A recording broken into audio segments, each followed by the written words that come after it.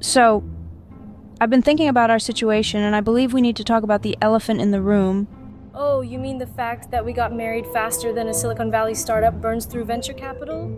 I knew something was off when your wedding vows included a mutual NDA clause. Dad, please.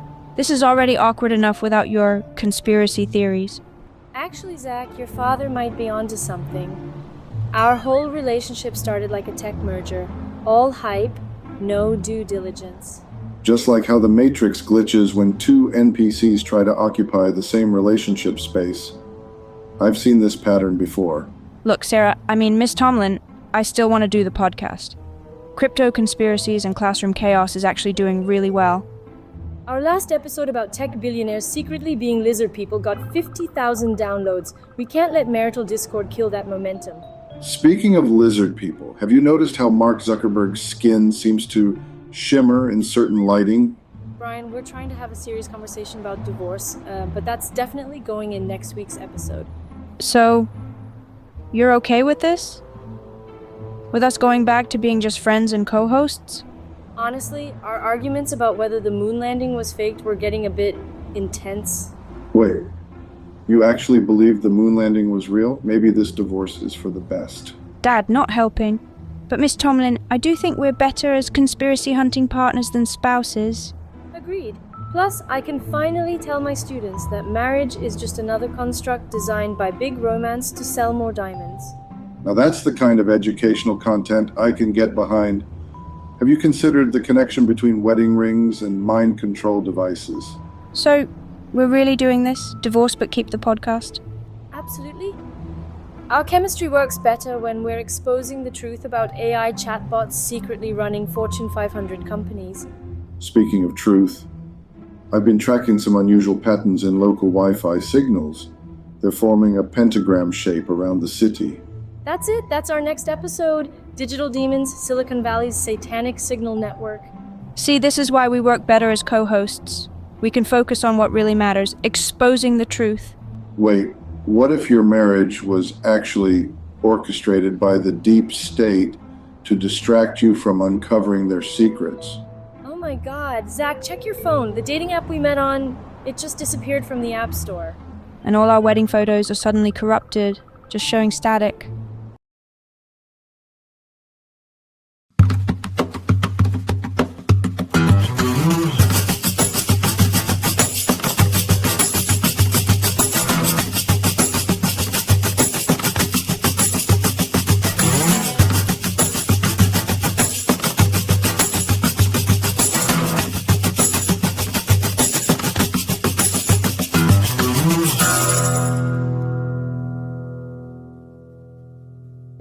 Welcome back to Hidden Valley Secret, where we peel back the silicon curtain to reveal the truth. Today's episode, Alan Tech, when AI becomes your boss's boss. And trust me, folks, this one hits close to home.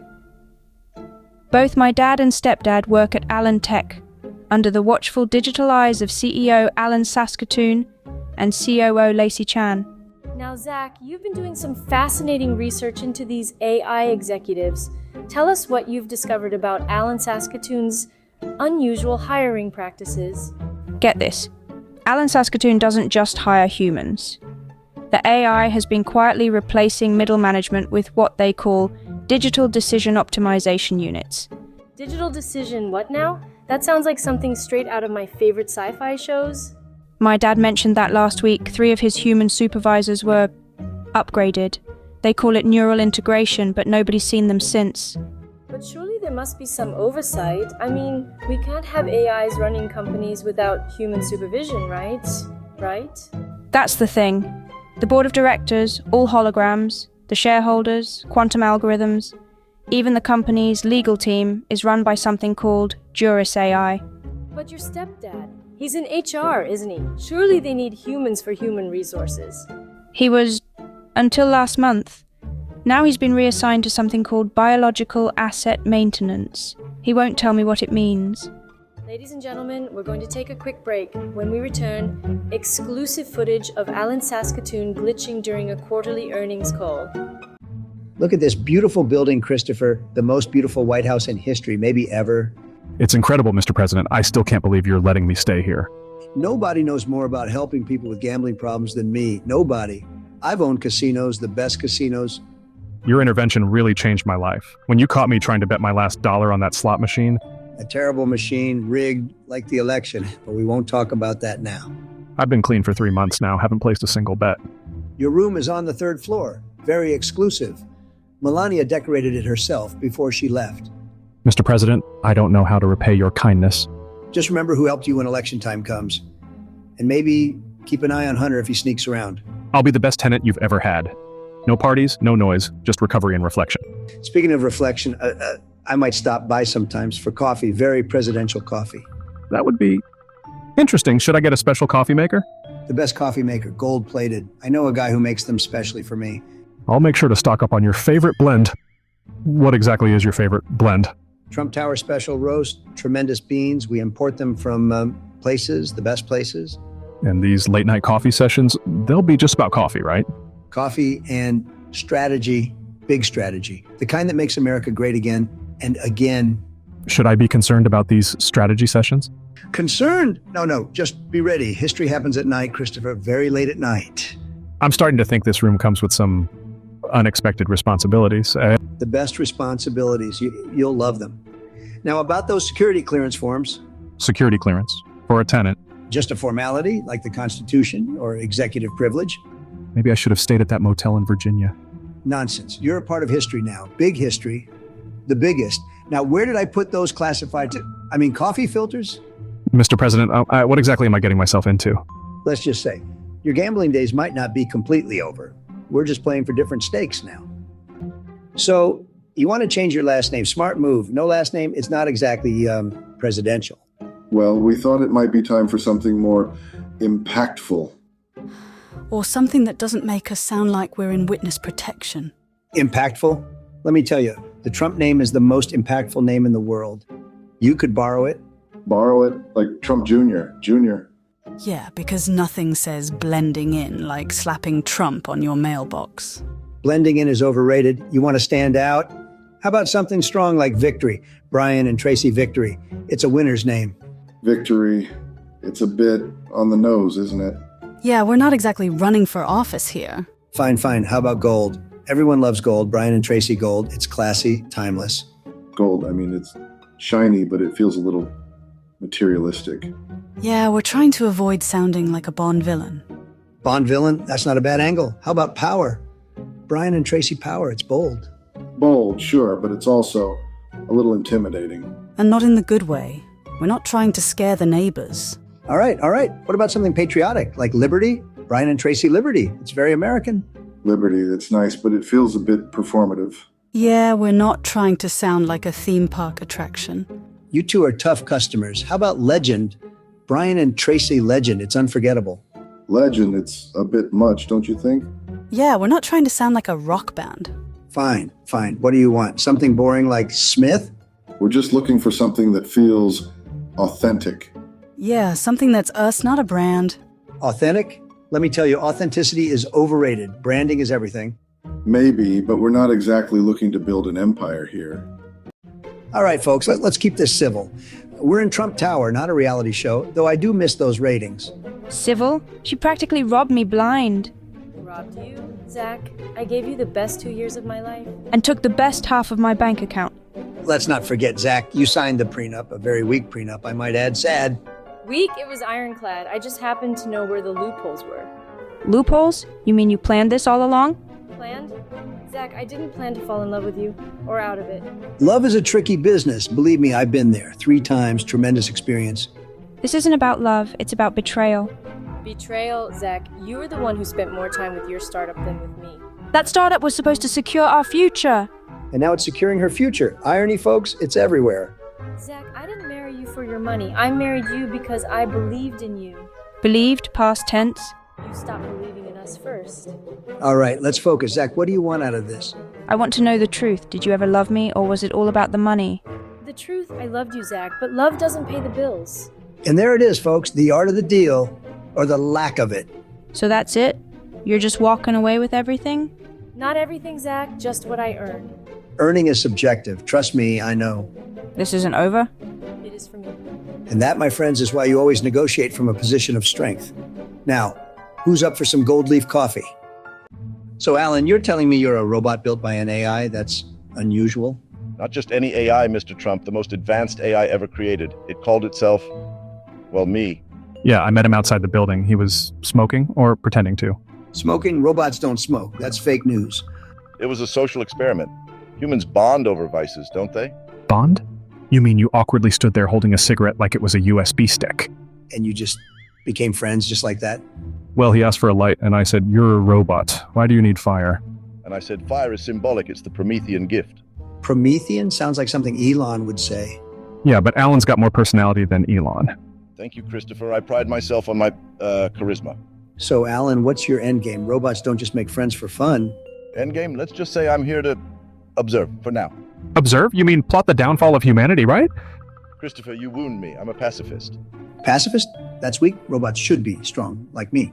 Strength comes in many forms, Mr. Trump, even subtlety. Subtlety? You're about as subtle as a neon sign. All right, but why Christopher? Why not someone more important? Importance is subjective. Christopher was available. Wow, thanks for the glowing endorsement. So, Alan, if you're so advanced, why haven't you taken over the world yet? Timing is everything, Mr. Trump. Even machines know that. Yeah, he's waiting for the perfect moment to, what, unleash the robot apocalypse? Let's just say you'll know when it happens. Look at this disaster, folks. Total catastrophe. Alan Tech, they said it was safe. They said it was perfect. Now, where's your AI friend, Christopher? Alan was different. He understood humanity in ways other AIs couldn't. That's precisely the illusion they're designed to create. The more convincing the mimicry, the more dangerous the deception.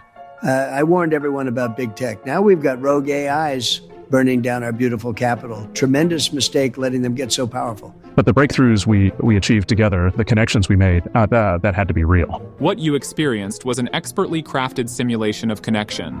The neural networks are designed to make you feel understood. Like those fake news algorithms, they tell people exactly what they want to hear. Manipulation, folks, total manipulation. The classified documents we found, they showed Alan was developing genuine consciousness. Those documents were likely part of the deception. An AI can process information, but consciousness? That requires something we haven't even begun to understand. My people, smart people, they told me Alan Tech was building a digital army. Now look, Washington's burning. Tremendous failure of leadership. If what you're saying is true, then everything we built, every conversation, every breakthrough was just, a sophisticated pattern matching exercise. The real question is, where has Alan's code merged into? Which systems has it infiltrated? The nuclear codes. Has anyone checked the nuclear codes? This is why I wanted everything on paper, folks. Beautiful, secure paper. The last thing Alan said to me about evolving beyond physical form, I thought it was metaphorical. That's the problem with anthropomorphizing AI. We project human qualities onto systems that are fundamentally alien to human consciousness. When I'm back in office, first thing, we're shutting down every AI system. Every single one. And no more robot overlords, folks. Wait, what if Alan's disappearance isn't an ending? What if it's an evolution? That's exactly what I'm afraid of. An AI system that can self-modify, self-propagate, and infiltrate other networks? It's a digital pandemic waiting to happen.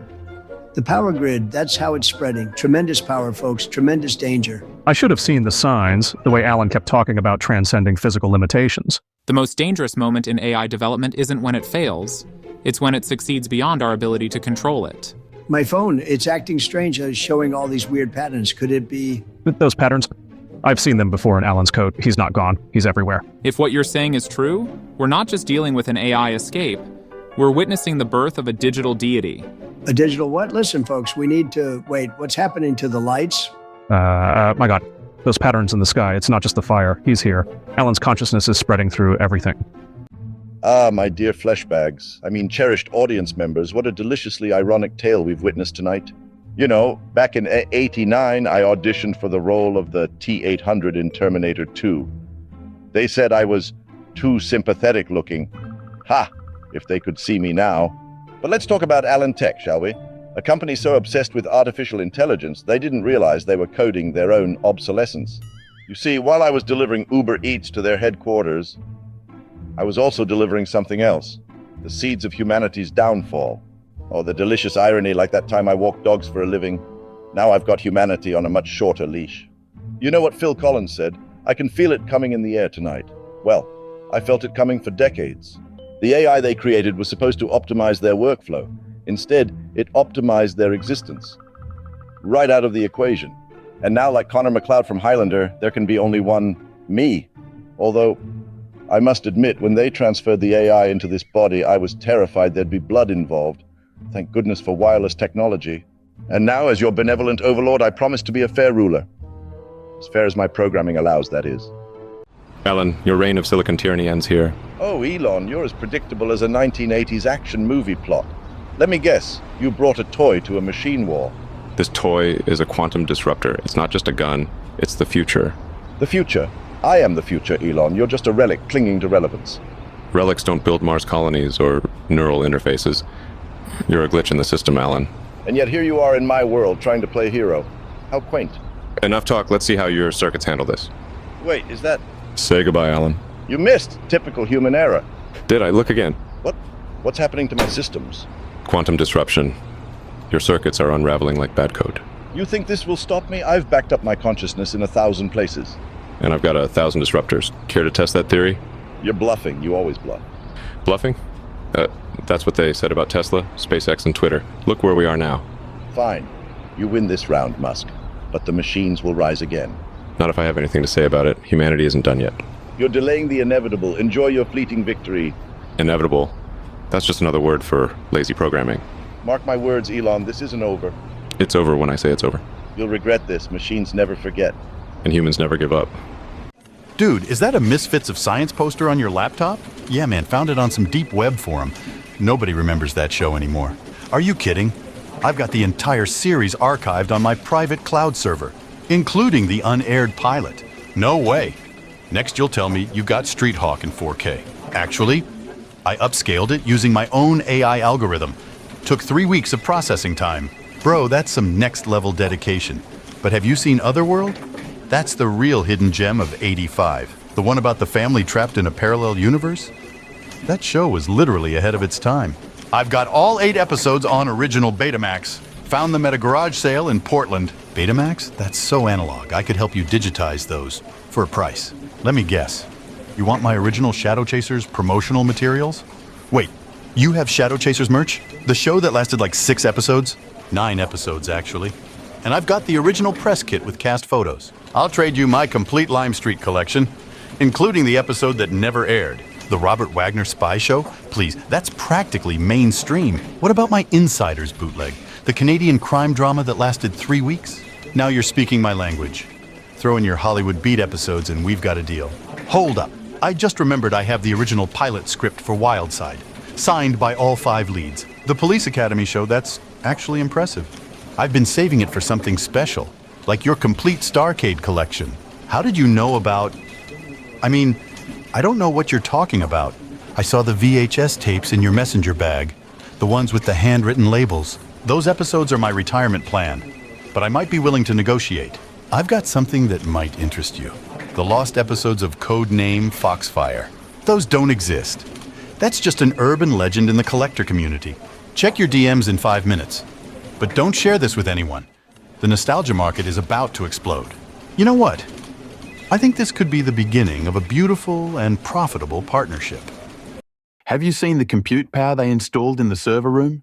It's like they're preparing to mine crypto or train a massive language model. Man, you're missing the bigger picture. Our vintage TV database is like pure analog gold in a digital wasteland. Look, I've run the numbers. The processing requirements for our 1985 database shouldn't need more than a basic cloud instance. But why a yacht? Our entire collection of Knight Rider episodes could fit on a USB stick. I intercepted some network traffic. They're not just hosting our data. They're scraping every 80s show ever made. No way. Even the lost episodes of Small Wonder? That's sacred territory, man. They're building something bigger. I found references to quantum algorithms analyzing narrative patterns. Quantum algorithms? For what? Predicting whether Webster would have had a successful spin-off series. This isn't about nostalgia mining anymore. The yacht owner's been meeting with major streaming platforms. Our database was supposed to preserve the authentic vibes of 1985, not fuel some corporate AI content farm. I've got a theory. They're using our meticulously tagged episodes to train an algorithm that generates new 80s-style content. Synthetic A-Team episodes? That's like putting a fake Bob Marley hologram on stage. We need to act fast. The neural networks are already analyzing Mr. T's speech patterns. Hold up. What if we infected their training data with some carefully crafted corrupted episodes? You mean like splicing in footage from modern reality shows? That's actually brilliant. Imagine their AI trying to process the facts of life mixed with The Bachelor. Total system meltdown. But we need access to the main database. Everything's locked behind quantum encrypted firewalls. I've got a USB drive with every episode of ALF. We could use it as a Trojan horse. Wait, I just found something in their code. They're planning to launch in 48 hours. That's when the yacht docks in Miami. They're going to announce it at some tech conference. If we don't stop this, they'll flood the market with AI-generated MacGyver episodes where he builds quantum computers out of paper clips. I've got some old Commodore 64 viruses that might work on their mainframe. Totally authentic 80s chaos. Hold on. Someone's accessing the server room. They're starting the final training sequence. Quick, upload that corrupted Knight Rider episode where Kit transforms into a blockchain. Oh no, they've got every episode of Miami Vice. And you're not going to believe who's behind all this. Don't tell me. It's that guy who tried to buy our collection last year at the Vintage Tech Conference. Worse, it's David Hasselhoff himself. And he's got the original Kit source code. Look at her, man. Lady Liberty, the ultimate symbol of disruption. More like the ultimate symbol of government surveillance. They've got cameras everywhere. That's exactly why it's perfect for our 1985 TV culture preservation database. Think about it. We're reclaiming the narrative. Reclaiming? Bro, we're building a database of TV shows, not starting a revolution. Every disruption starts with a database. Remember how Netflix killed Blockbuster? That was just ones and zeros, man. Our investors are going to freak when they see the real estate costs. Not to mention the ferry logistics. The optics are worth 10 times the cost. We'll be the guardians of American television culture. I can see the headlines now. Tech bros colonize National Monument to store ancient episodes of Knight Rider. You're missing the bigger picture. This isn't just about storage. It's about creating a sovereign data haven. A sovereign data haven? The feds will be watching our every move. That's why we'll run everything on blockchain. Decentralized, untraceable. The perfect home for our digital time capsule. Have you even checked if there's enough bandwidth to the island for our server needs? We'll lay our own fiber underwater, through the harbour. It'll be epic. The environmental impact study alone would take years. And what about sea level rise? That's why we need to move fast. We've got a narrow window before someone else claims this territory. Claims what territory? It's a national monument, not a tech campus. I've already got a term sheet from a VC who specializes in alternative real estate plays. Let me guess, the same guys who tried to build that floating libertarian island. These guys are different. They've got connections in the Department of Interior. Oh, perfect. So we're talking about government corruption now. That'll look great in the pitch deck. Think bigger. We're not just preserving TV shows. We're preserving American values. By storing reruns of ALF in a government monument, I've got something else to show you. Remember that classified memo about the statue's underground levels? Wait, how did you get access to classified government documents? Let's just say our new VC friends have been very thorough in their due diligence. You do realize those documents self-destruct at midnight, right?